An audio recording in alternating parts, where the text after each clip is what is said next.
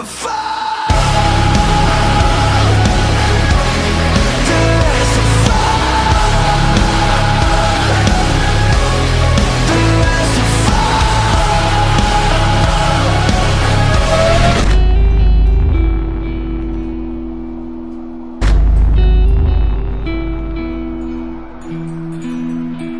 Ah, ça fait plaisir de revenir. Hey, salut à tous les gars, c'est Lanston et aujourd'hui c'est mon retour avec un 5 théories sur Sacha, un personnage emblématique de Pokémon. D'ailleurs, avant de commencer cette vidéo, je tiens tout d'abord à préciser que mes sources sont toujours dans la description lorsque la place est bien évidemment suffisante. Ouais, et oui, aussi cette vidéo n'est donc pas un plagiat de Didi Chandoudouille, car je peux bien évidemment faire 4 théories sur Pokémon, voire 6 théories sur Pokémon. Et vous préférez quoi? Qu'un mec essaie de reprendre le concept avec son style ou que ce concept soit totalement oublié? Car oui, il semble être lassé de faire des théories sur Pokémon. Donc arrêtez de dire plagiat à tout va s'il vous plaît, merci. Bref, de plus c'est mon anniversaire le 26 janvier. J'ai envie donc de faire un live digne de ce nom pour l'occasion. Il y a donc sur Twitter un sondage pour savoir les youtubeurs que vous voulez inviter dans ce live. Bref, sinon, Sacha est un personnage emblématique de l'anime Pokémon. Il nous a fait rêver en partageant son désir d'être un maître Pokémon. Il nous a fait rager avec sa débilité profonde, mais dans le fond, on l'aime tous. Mais il est aussi très mystérieux. Ce qui dit mystérieux dit bien évidemment des théories crédibles ou non. Donc bref, commençons avec la première théorie.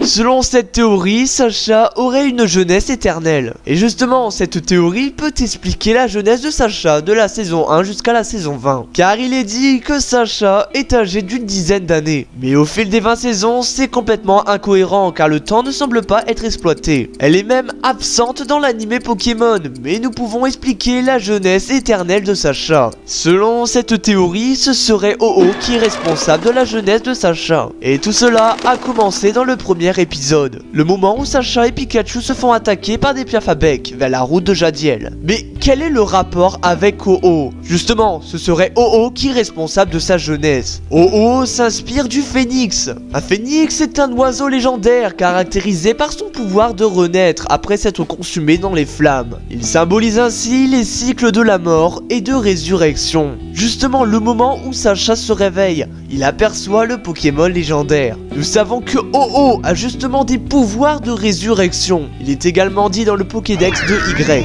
Il ne se montre qu'à un dresseur au cœur pur, en dévoilant ses magnifiques ailes colorées. Ho-Oh aurait donc sauvé Sacha et Pikachu, car il était impossible pour lui de survivre à une décharge aussi puissante. Et depuis cet épisode, il serait immortel grâce à Ho-Oh, expliquant l'absence de temps dans le background de l'anime Pokémon. Par contre, cette jeunesse éternelle peut également s'expliquer d'une autre façon. Une théorie dit que si Sacha, malgré près de 20 ans d'aventure, n'a jamais vieilli, c'est grâce à Ho-Oh. En effet, au début de son aventure, le légendaire guide Sacha vers Jadiel. Or, selon la description du Pokédex de Ruby Omega et de Saphir Alpha, il est dit: les plumes de Ho-Oh brillent de cette couleur selon l'orientation de son corps par rapport à la lumière. On raconte que ces plumes portent bonheur. On dit aussi que ce Pokémon vit au pied d'un arc-en-ciel. Sacha a peut-être récupéré une de ses plumes et lui apporterait donc un bonheur éternel. C'est-à-dire la jeunesse pour Sacha qui aurait alors tout le temps de voyager et devenir le meilleur dresseur. Cette théorie est moins crédible mais quand même elle a le mérite d'être évoquée. Bon, selon cette théorie, Sacha serait un clone. Tout d'abord, cette théorie est liée avec une autre spéculation. Dans cette théorie, il faut affirmer que Giovanni est le père de Sacha. Même si cette théorie est peu crédible, la théorie du clone donc a peu de chances d'être vraie. Sacha serait donc qu'un clone de lui-même. En effet, il est assez fréquent de voir Sacha se faire électrocuter par Pikachu. Or, Sacha s'évanouit uniquement après sa toute première électrocution. Il serait alors possible qu'il n'y ait pas survécu. Depuis le premier épisode, Sacha serait en réalité un clone. Mais par qui?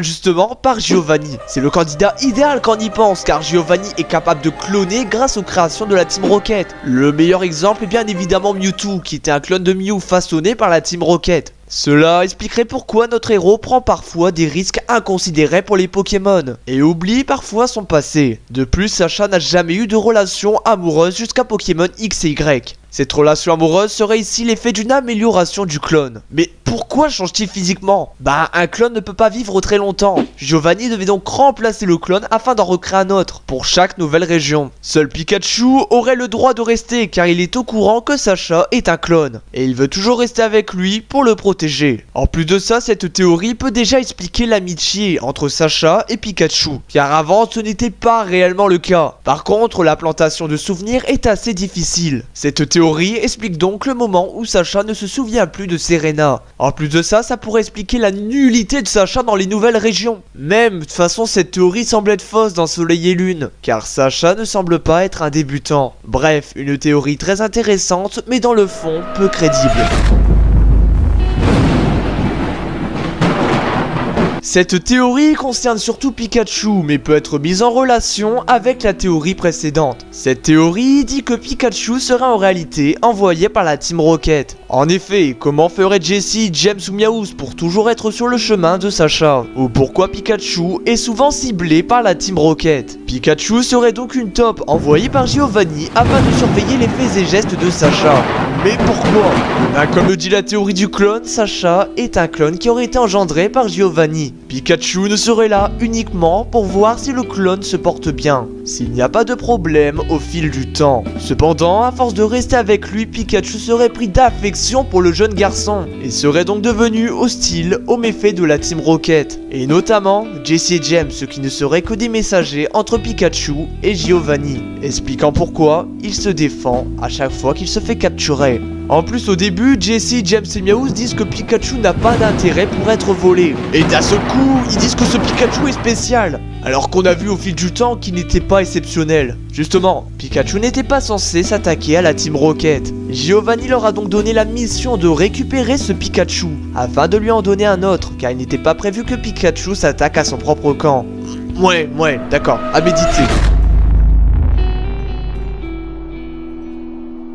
Selon cette théorie, Red serait le père de Sacha. Bien que cela fasse 20 ans que Pokémon existe, personne n'a jamais su la véritable identité du père du héros. Il existe déjà de nombreuses théories sur son identité, mais celle selon laquelle Red serait son père est une théorie légèrement plus aboutie que les autres. Tout d'abord, nous savons que les deux dresseurs viennent du Bourg-Palette, tout comme la mère de Sacha qui aurait le même âge que Red. De plus, les deux dresseurs ont un Pikachu. Or, on ne sait pas d'où vient celui de Sacha. Peut-être que c'est simplement Red qui l'aurait légué à Sacha après sa mort au Mont Silver. Il ne faut pas oublier que Delia savait quel Pokémon Sacha allait recevoir, car elle avait préparé son sac avant qu'il n'ait Pikachu. Et elle avait mis des gants en caoutchouc dans son sac. Connaissait-elle donc ce Pikachu? Ou bien aurait-elle été prévenue par son mari de ce qu'il faisait? Là vraiment, c'est à vous d'en juger. En plus, dans le premier épisode de Pokémon, il semblerait que l'adversaire de Aldo soit justement Red. Il semblerait qu'on peut voir son ombre dans les versions étrangères non censurées, ce qui pourrait expliquer justement la raison qu'on ne voit pas ce deuxième dresseur. Justement, car c'est Red, vous n'êtes pas convaincu? Bah moi non plus en fait. En plus de ça, Pikachu est censé être à niveau 5, voilà, on est bien d'accord, c'est un starter quoi. Mais il arrive quand même à mettre KO un groupe de Piafabec. Il est réellement badass et justement, il n'obéit pas au début du jeu. Et dans les jeux Pokémon, lorsqu'un Pokémon est trop fort, il n'obéit tout simplement pas. Alors, êtes-vous convaincu par cette théorie ?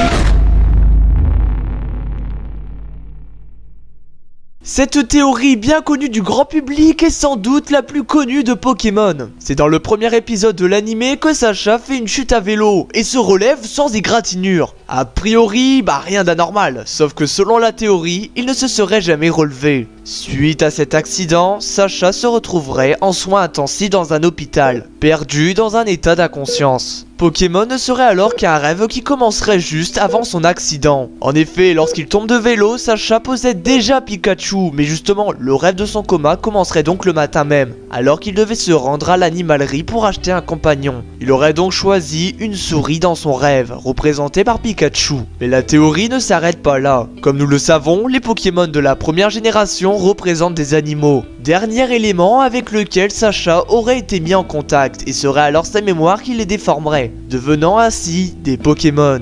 Mais plus nous avançons dans la série, plus les Pokémon deviennent variés, devenant ainsi de la nourriture, ou des objets, signe que son état mental s'aggrave en déformant petit à petit tout ce qu'il connaissait. Le voyage qu'effectue Sacha durant toutes ces années ne serait donc que la vie qui passe.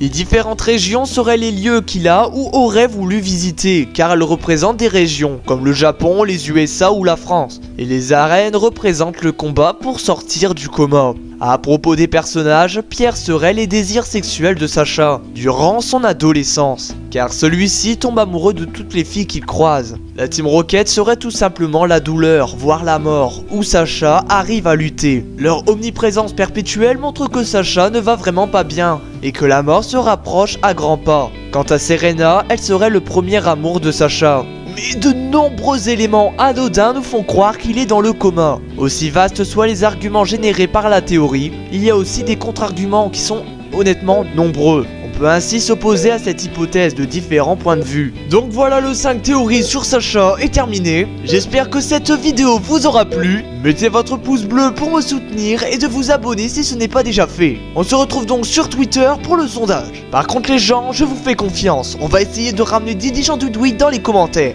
Donc partagez un maximum cette vidéo pour que voilà que Didi Chantudouille regarde cette vidéo quoi. Déjà ça serait un rêve de malade car c'est vraiment mon youtubeur préféré. Et le mieux c'est qu'il mette plagiat sur ma vidéo. Donc pour ça je compte sur vous, sur Twitter, sur Facebook. Ça pourrait être mon cadeau d'anniversaire justement. Donc je compte vraiment sur vous là-dessus. Bref, je vous souhaite tout le bonheur du monde.